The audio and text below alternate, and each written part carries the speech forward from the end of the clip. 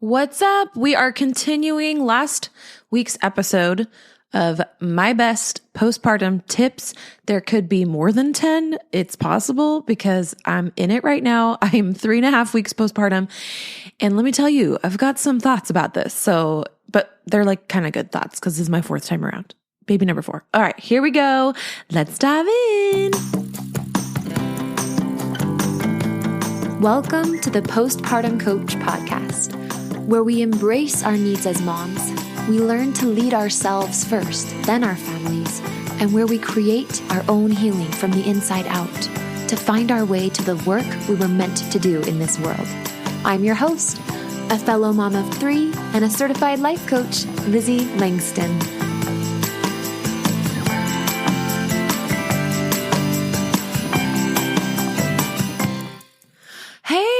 Hey everybody. Okay. So last episode, part 1 of this 10 tips, my best lifelines. I think they're lifelines. They're definitely more than tips. I shared 1 through 4. So just to quickly review, if you didn't hear that one, make sure you go listen to it at some point because those ones were really, really good. So the 6.5 hour sleep rule, which I really think needs to be more like an 8 to 11 hour rule. And hire some sleep help. But at the very minimum, if you're totally on your own and you're, 6.5 hours minimum. If you've had a C-section, I think 7 to 11 hours. If you have older kids, this is what we're going to say. We're going to say every older child that you have, you're going to add an hour of the minimum sleep you need in a 24-hour cycle. Okay. So instead of 6.5 hours being the minimum, if you have 2 older kids, you're going to need 8.5 hours. If you have 3 older kids, you're going to need 9.5 hours. Yeah. And we associate postpartum with like 0 amount of sleep. We need to stop doing that. We need to stop associating postpartum with no sleep. Can we do that? How about we do that? What if we thought about postpartum where the mom got tons of sleep? Okay. Before I dive into this episode, I want you guys to do me a quick favor. Leave me a review. Goodness gracious. If you've ever been postpartum, then you know how much work it takes to have a quiet house and get yourself situated so that your brain can even function. All right. Now I do have this adrenaline, juice drink. I'm going to write to this brand and I want to give you like an official advertisement from them. So I don't want to tell you about it yet, but that drink has saved me. It like wakes me up in the morning, makes me feel good, and it actually minerally supports my adrenals. So more to come on that. I'm literally writing it down. I need to reach out to them and be like, hey, you need to get on my podcast. But, yeah, I don't know what I was just saying anyway, but in last episode we did 1 through 4. And in this episode, we're going to be doing, some more of these tips. Oh, that's what I was saying. Leave me a review. See, my brain is pretty much there. My voice does not lie. I am tired. I sound tired. But I just woke up from an hour-long restful nap. And when my husband gets home in 20 minutes, we're going to go over to some family's house for dinner. But I had a quiet house. And of course, what I want to be doing when the house is quiet is get on the podcast. Working, again, I have to say, feels so centering. Did I ask you to leave me a review yet? That's what I was trying to say. Leave me a review. Please. If you are grateful to me and you know what it's like to be postpartum, then leave me a review. The next thing, on Apple Podcasts, by the way, a written review. So you click the stars and then you write some words like, what have you thought about this podcast? Please do it if you haven't done it. I so appreciate it. Okay. The next thing I wanted to ask you, I had fun. So one night, remember in last episode, I don't think I finished reviewing all the things from last episode. So the second rule was 24-hour cycle. And in last episode, when we talked about the 24-hour cycle, one thing I was saying is postpartum, your day is not just, when you wake up to when you go to sleep and then there's your night. Your day is 24 hours long. And then your night is whenever you close your eyes. You got it? Okay. Now, ideally you follow the 6.5 rule and you're closing your eyes anywhere from 6.5 hours beyond. I'm not kidding you. If you had a C-section or you have any infections or you had anything adversely wrong, if you had a hemorrhage, if you had a NICU baby, a jaundice baby, hire sleep help, please. Even if you hire your cousin and you pay them 25 cents an hour, I don't care. Or if it's your mom, get sleep help because listen, your physical recovery will go hand in hand with how much you sleep. Let me say that again. Your physical recovery is going to go hand in hand with how much you sleep. I don't know if I went into this on the last episode, but I'm going to really quickly say it right now, which is that Our baby started to get colicky after about 10 days of being born. Around day 10 of her life, she started being fussy, colicky, gassy. Now we're still figuring out why, and we don't know if we'll ever figure out completely why. We have some ideas and we're getting her help. We took her to a baby chiropractor, which, by the way, I do want to interview a chiropractor. I'm writing it down right now. On this website. I would hope it would be the one we used, but if it can't be or whatever, then I'll get you one on this podcast. It was amazing. I'm also going to post, whether it's on YouTube or on my Instagram when I get back on social media, I'm going to share. I took a few videos when we were in her office. So we went to Culture Chiropractics in Chandler, Arizona. But regardless, what I want you to know is that she got fussy and stopped sleeping longer, like instead of a 3 or 4 hour stretch, which she was doing like a champ up until day 10 of life, she started doing like an hour and a half to 2.5 hours and rarely 3. Now that we've taken her to the chiropractor one time, she's doing 3 hours, and I have hope that she'll get back up to that 4 hour stretch because she is drinking formula, which is a whole other conversation that I don't want to cry about. So we're going to talk about another episode. Okay. C-sections are rough. 3 older kids is rough. All the things. It's been so hard. She's so little. She doesn't latch onto my boob. It's super sad. I couldn't nurse her, and then pumping got old really fast. So I'll share more with you about that later, but that was the 5-second version. Anyway, so basically I'm just saying, get some sleep help. Yeah, do it. Okay. And the third rule was, change your clothes and brush your teeth to feel better. And the fourth rule was, it just says sleep. I'm like, what does that even mean? Sleep? Do some sleeping. I don't know what I meant by writing down sleep, but we talked about, get sleep help. Okay. So now in this episode, I'm going to start with rule number 5, and we're going to keep going. And I just apologize right now if earlier in this episode or in the future of this episode, like as in the next few minutes as I talk, I don't finish a thought or a sentence. Just have love for me. Okay. Thank you. Because I'm postpartum. My baby's 3.5 weeks postpartum, little Ren. Okay. So thanks. All right. And before last but not least, before I tell you the 5th and 6th and 7th, and we'll see how many we get through today. I want you to know that I have an email list. And I'm not on social media right now. So I have a social media account, Lizzie.postpartumcoach. That's LIZZIE.postpartumcoach. That's me on Instagram. I am looking to get more on YouTube, and I am on Facebook, the Postpartum Coach. But right now I'm postpartum. And so if you want to hear from me, and especially if you want to have a say in the types of things that are advertised on this podcast. And also when I have guests on, I like to ask my list for, do you have questions? For example, I want to have an OB/GYN, specifically my OB that I love, on this podcast. And I would love to, have you guys tell me, okay, what do you want to ask an OB? If you could anonymously ask an OB a question, what would you ask her? Right? She's incredible. Dr. Brash Jones from True Harmony. So, these are things that you can only really participate with when you're on my email list. So get on it. It's LizzieLangston.com, LIZZIE Langston.com. The link is in the show notes. And there are some goodies that I have for you as like a thank you and an incentive and just like a relationship. I just want to have a relationship with you. So when you get on my list, I've got a free mini course called Get Out of the Postpartum Rut. I have a free meditation, a postpartum meditation, and I'm always looking to add some more stuff over there. So there could be new stuff. So go to LizzieLangston.com, get on my email list. Okay, let's dive in. So the number 5 thing that I have is I know it's about sleep again, but I promise you sleep is the foundation of good mental health and a solid and quick physical recovery. Not to mention a healthy relationship with your husband or partner, okay? And not to mention your happiness with your older children. It's everything. It's always been everything. It's everything when you're not postpartum. It just isn't challenged and threatened like it is postpartum on a typical basis regularly. Maybe here and there if you had a work deadline, or I don't know, you had family come in town. Sure, maybe you get a little underslept, but then you catch up the next night. But when you have a new baby, especially if they're colicky or have any special needs, or your physical recovery is challenging and has special needs like a C-section, etc., sleep is important. So the 5th tip or lifeline I have for you is I want you to sleep like it's your full-time job. I'm going to say it again. I want you to sleep like it's your full-time job. What do I mean when I say that? let me tell you, when you have a full-time job, you miss fun activities. You know where I'm going with this. You're already like, oh crap, I'm not doing it. You're like, I'm not doing it good enough. Or, oh yeah, I totally didn't do that. Or maybe you're like, that's right. I nailed it. I hope that's what you're saying. But when you have a full-time job and you're like, oh, I'm so sorry, I can't attend that. I have work. But let me, I'll send my husband and he can take a video, or my mom can come and she can take a video and I'll watch, etc. Right? Or your friend invites you somewhere. Yeah.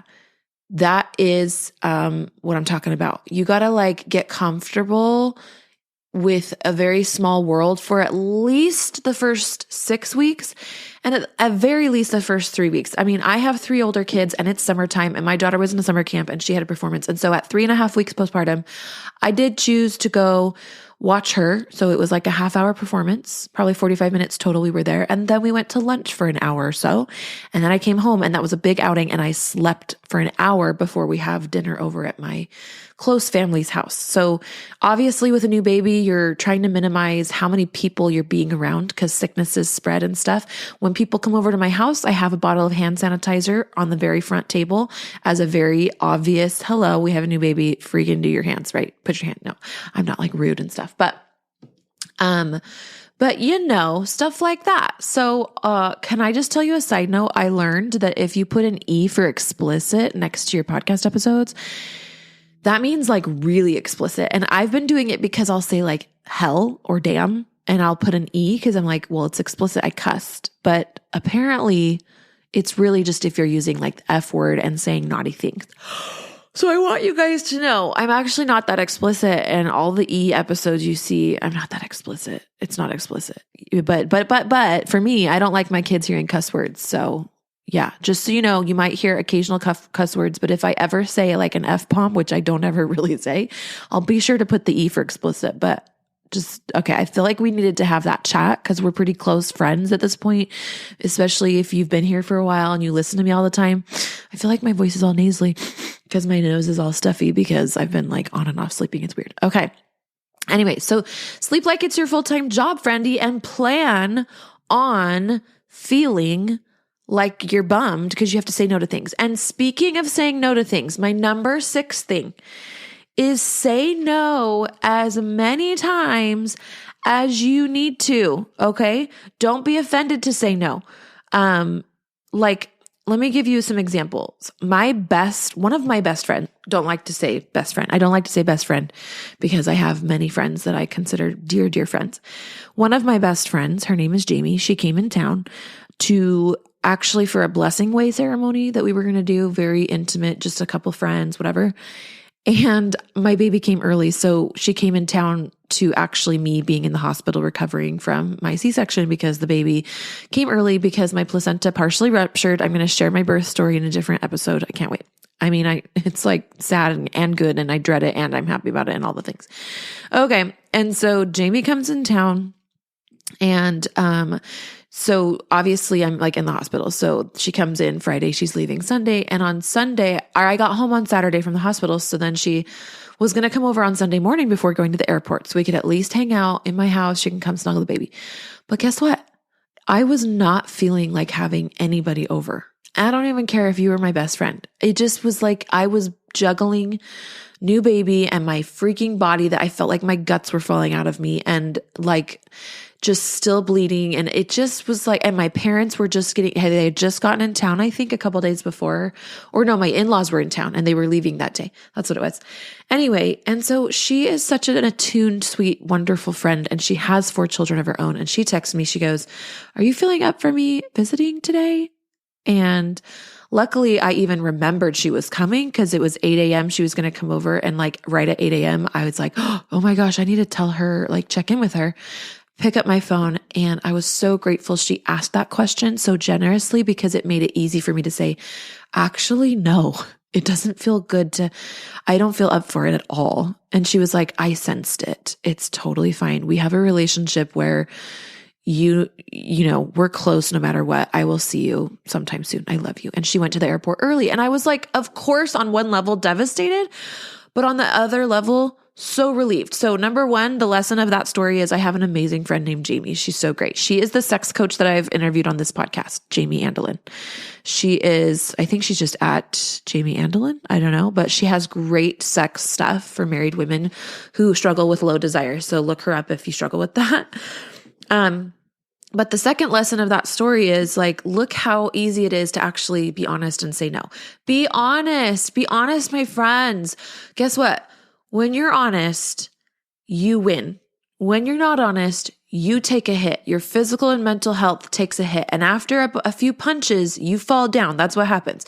After you get punched a few times, you fall down. And when you betray yourself, when you lie to yourself, you fall down. Now, don't use what I've just said as a reason to be anxious and mean to yourself if you just are a people pleaser and you struggle with it.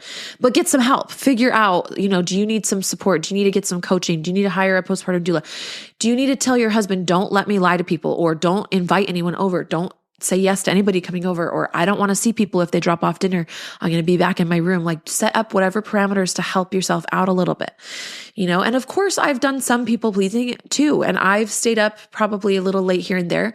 Actually, I don't know that it's been people pleasing as much as it's been like genuinely pleasing myself. Cause I really love it when my sleep helper comes over, cause she's one of my other best friends.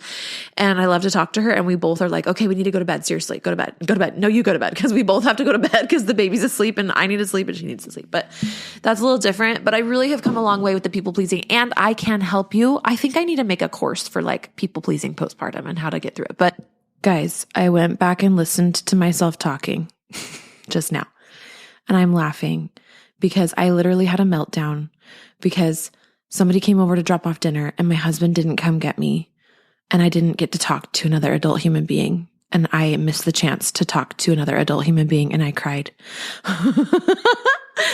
I just had to share that story with you because I really need you to know that I'm a real human being and I don't have it all together. I just feel like it's really important. We all know that. Okay, moving on. There's a lot of episodes on this podcast, and then you can come work with me. But that would be my number 6, okay, is don't people please. Don't be afraid to say no. I have so many other stories. I actually wrote them down, but I don't feel like sharing them because this is getting long and I want to move on. But just know that I've said no to friends and family, and I even canceled a hair appointment the night before, like really late the night before. And I was willing to pay for it if I needed to, but my hairstylist is a mom as well. And she was like, don't even worry about it. Take your time. Hair can wait. Are you kidding me? She's so great. I love her. Okay. Number 7, explain to your kids as many times as it takes if you have older kids. This is specifically for those of you who have older kids, and your husband and or partner, right? By the way, because sometimes my husband forgets too. And I need you guys to hear me clear and loud. And I need you to hear my voice in your head when somebody around you in your physical proximity, while you're super, like I'm talking, especially those first 6 weeks, if you had any big birth trauma, any big hemorrhages, then maybe the first 3 months. But like you need to remind people that you're recovering from if you had a C-section, a major surgery, if you had a vaginal birth, a major body function, whatever.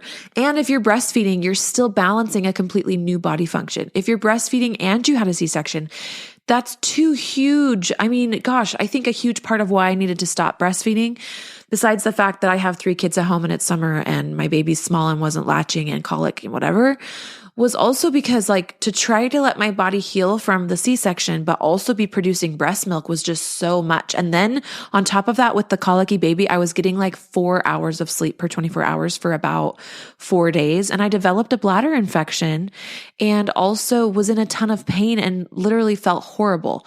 So that's why we got the sleep help. And as soon as I started getting more sleep, what happened? I also got meds and I went to the doctor and got antibiotics, but my body started to catch up and recover. And I'm feeling so much better.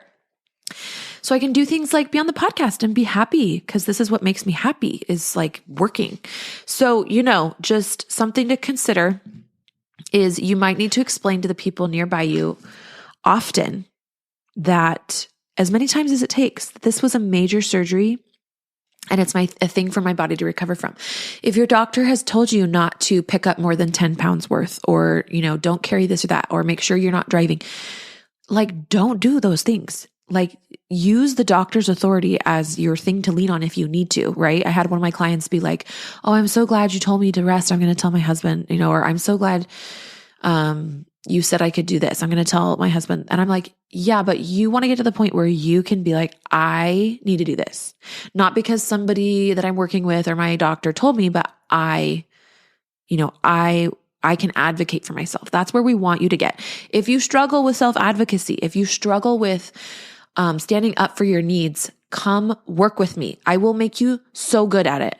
It'll be a learning curve. It's not going to happen overnight, and you're going to fail and fall on your face, and you're going to, people please again, or do the thing even though you promised yourself you wouldn't again, and you're going to feel bad about it. And then you're going to get over it and work through it and forgive yourself. And then you're going to build a new foundation of trust with yourself. This can happen for you. Okay. So you just go to LizzieLangston.com, see what I've got for you. I've got courses. I have one course right now. I'm creating more of them. Hint, hint.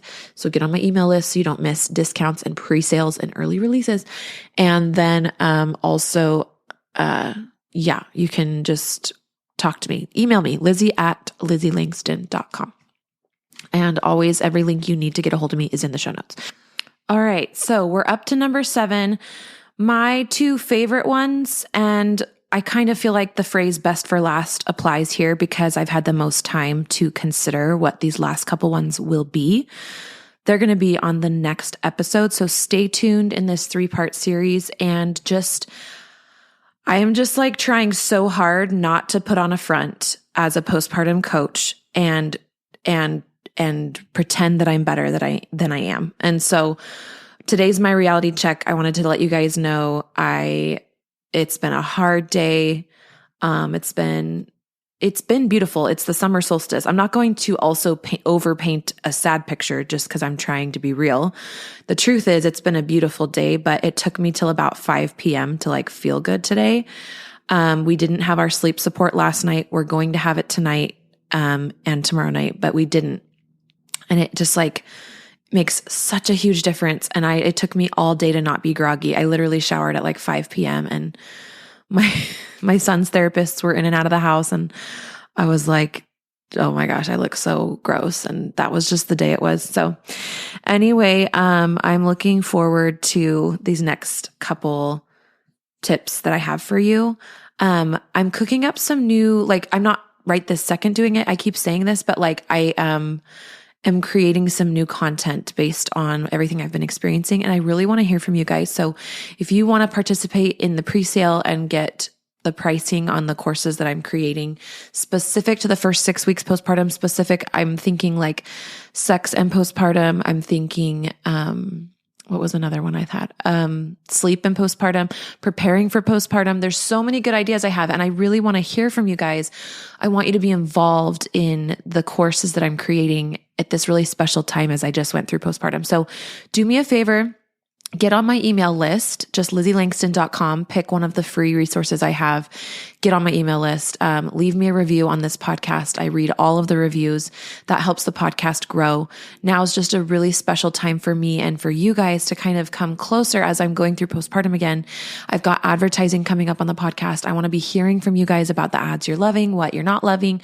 I'm kind of nervous about it, but I'm excited. I think it can bring a lot of added value to the podcast, but I want to make sure that it's a team effort. So get on my email list again, LizzieLangston.com. The link's in the show notes, and we'll see you guys next week right here.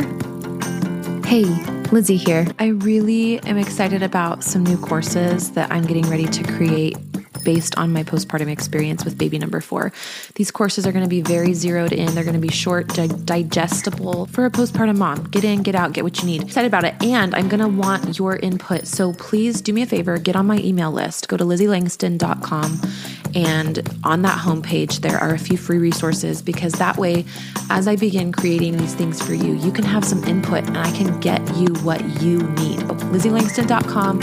Get on my email list, and please share this podcast with a friend. Leave a review. Thank you so much. That helps me grow.